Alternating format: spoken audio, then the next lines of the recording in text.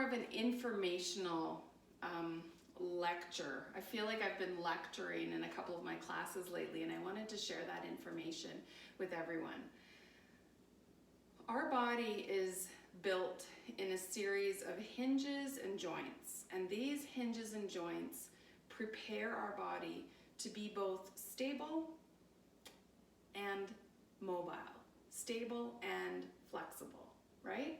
And so what we want to do is take advantage of what each area, each joint in our body is offering us. To begin, we're just going to do some movements as I go through this. So you're welcome to sit and watch, or you're welcome to practice with me. But to begin, just think about how we roll the toes, how we can raise the ankles and lower them back down again, and how something is happening at the ball of the foot.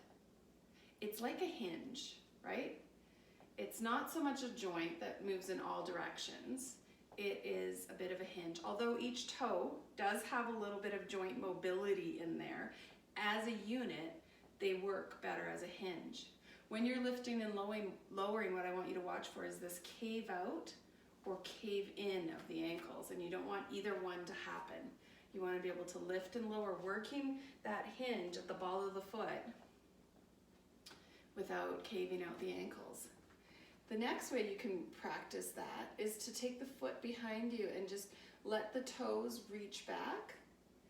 If you don't have good flexibility in the top of your foot, you're going to want to lean forward here, maybe even bend that front knee, and just not put weight onto the flexion that you're creating on the back foot. If it feels okay, you can begin to lean back, and as you lean back, you'll notice more weight presses into the top line of the foot. It's a bit rough for many of us, as the top of the foot rarely gets stretched. You'll do that with the other side as well, leaning into it, or not, however your body decides. So how I explain it is that things that are hinges, and we're going to call this part of our body a hinge, are built for stability in the body. And then things that are your traditional joint are more for your mobility. So now I want you to bend your knees, put your hands here, and just keep the feet really soft on the floor. But I want you to imagine that the bones of your shins, the bones in your lower leg, are like big soup spoons stirring a pot. And the pot is your foot. The pot is the heel and the ankle. And just notice there that there's a range of motion. There's a rotation in the ankles. If we keep the feet really soft, we can feel the fact that the feet are just grounded and this movement is happening above it. And you can even see it when you bring your foot up. You can roll the whole foot. You can move it right, you can move it left, lift it up, point it, circle it. This ankle is a joint, and it moves like a ball and socket. It's a bit more complicated than your hip ball and socket, but it moves like a ball and socket, and it's integral to the rest of the system. We've been noticing a lot in class and in privates that if we can get these toes and feet and ankles a little bit more flexible and range of motion in them, then everything above it starts to work better. Okay, knees. Let's see where I go to show you knees. If you lift that knee up and extend it as far as it will go, it does not pass its full extension. It pulls back and reaches into full extension, but this is truly a hinge. The knee isn't meant to have any rotation in it at all. In fact, it's not even really meant to have flexion, right? This knee is a joint of or a hinge of extension. The calf bone, the bottom half of your foot, pulls backwards. It extends backwards, right? It doesn't reach forward. Any reaching forward that happens is coming from the hip socket, right? Not from the knee. So think of that. Our knee is meant to just bend up and down. It is not meant for any side-to-side movements. Like if you're a downhill skier or a golfer or anything where that that movement a baseball player is happening, that movement has to be happening at your ankles and your hips, right? Because our knees aren't meant to. So even if you're swooshing downhill, right? Even if you are golfing and you need to do that follow through, that should be coming through from our hips. Now let's go to those hips. This is your traditional ball and socket. The femur bone, big ball on the top of it, inside the hip socket. And that femur bone moves around in all different directions. It swings forward, it swings back. It moves laterally and medially, and it rotates back and forth. Swings forward, swings back, medial, laterally, and it rotates back and forth. I often will get you to play with this one, legs up the wall, so that you can feel the release of load. When you're laying on the floor, there's no load. The ball and socket joint isn't compacted due to your body weight pressing down and on them, right? So it's easy to add, more easy to get into that joint with everything else being stable. Notice how your hips are able to do hula hoops. Notice how you're able to draw yourself right to that spot and do a deep forward bend, right? You can take the hips and do a back bend from that place. There is side movement available, how the hips can move as if they were in a sliding door track and go right and left. Nice. And the rotation, we kind of find the rotation as if we were going into triangle. You just press down into the foot and notice how that thigh bone can roll open. If you keep your hips facing forward, you'll find the rotation. Sometimes if you actually try and point the toes all the way, you actually just moved your whole pelvis. And then you turn your back sideways. So that's moving the spine now, right? But if our body is meant to have a pretty good flexion here. It's meant to have a pretty good tip onto the side. Yeah? Our back bend, maybe not as deep because we're asking the pelvis to come forward. So lots of times when we go into back bend, there's not very much available before it starts to be spine bending, but that's okay, right?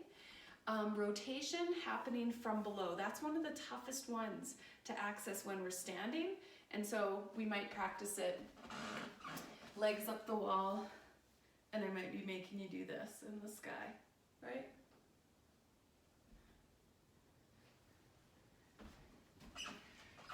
That's your joint. This is where our movement should be coming from, this circle right here where the leg goes into the hip bones.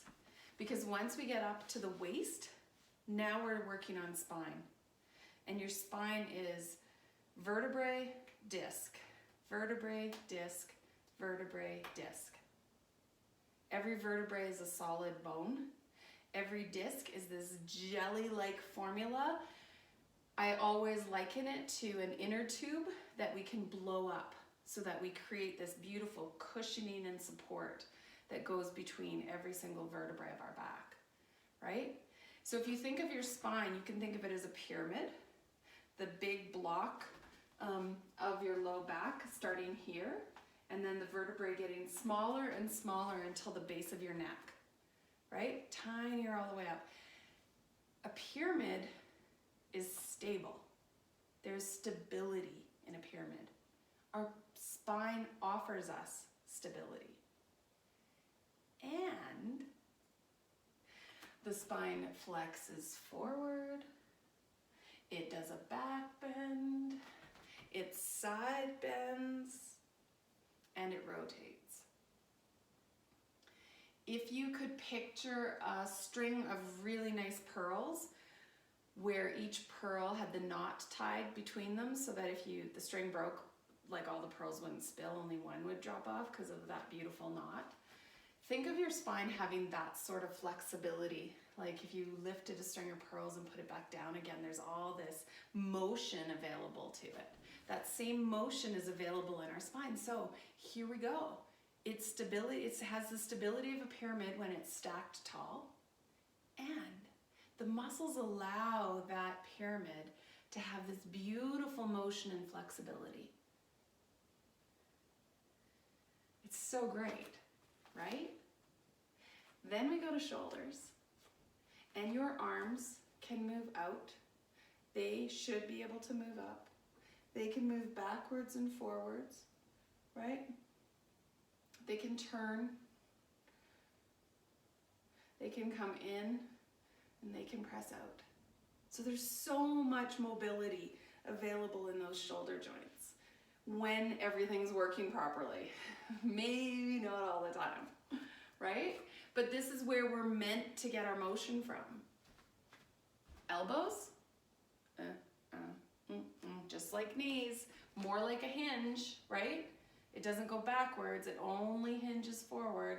There's only one direction it goes. It's not meant to be able to have movement in it. Any movement of that elbow turning is actually coming from shoulder and wrist. Wrist, just like our ankles, right? They can roll a bunch of different ways. Fingers have lots of mobility like our toes can, and when we treat them as a whole, they mostly go back and forward when we treat them as a whole. So hinge. So if we think about that, we have this hinge, stability. You think about stability. We always have been told that our big toes make us stable, right? Ankles and wrists, mobility, finding ways to just reach into difficult places to find balance through elbows and knees, stability. Hips and shoulders, tons of mobility in the hips and shoulders. And your spine, both. So when we break this down, we want our spine to be the first thing we think about. What are the directions the spine moves? How much range of motion is it meant to have? Do all my vertebrae disc combinations work really well? Or are some of them kind of stuck in little locked blocks together so it feels like, you know, when I tip, a whole bunch of them are just moving as a segment instead of each individual one rolling sideways or forward or back. So we play with that. More than anything in classes, I try and get you to move from your arm joint and from your hip joint. If we can keep this spine strong and flexible, if we can keep your shoulders and your hips mobile with beautiful range of motion, if we can de-stress your elbows and your knees by saying, look, we understand you're a hinge. We're not going to make you do anything else. Pain can go away. And when we maximize the strength and mobility in our wrists and our ankles, in our fingers and our toes, the whole system gets complete. Whew, a lot to think about. So mess around with those ideas and see where you feel when you practice, where the restrictions are in your body. See if you're using your stability areas, fingers, toes, elbows, knees, as if they had the mobility, as if they were trying to create mobility for you. And see if the areas that should be creating mobility for you are too stiff and tight, and they need a little bit more range of motion. All right, that's a lot to play with. Give me any thoughts that you want me to cover in more detail. You can just write in the comments below. Thank you.